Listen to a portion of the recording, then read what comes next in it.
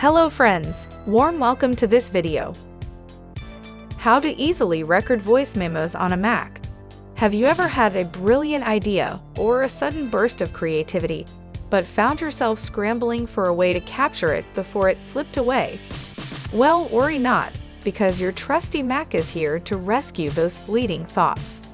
In this video, we'll show you how to easily record voice memos on a Mac. Follow the steps as shown in this video. Launch Spotlight and search for Voice Memos. Double-click on the Voice Memos to open it. Click on the Continue button. Click on the OK button to allow your current location. At the bottom left, click on the Record button. Start your voice recording, and after completing your recording, click on the Done button. Click on the file name at the top left and rename the file name.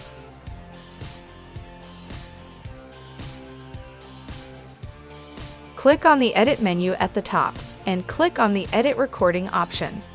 Keep the cursor point where you want to record or replace your voice and click on the Replace button.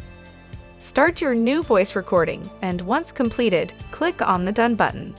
Select the voice memos and click on the Edit menu at the top left. Click on the Trim Recording option.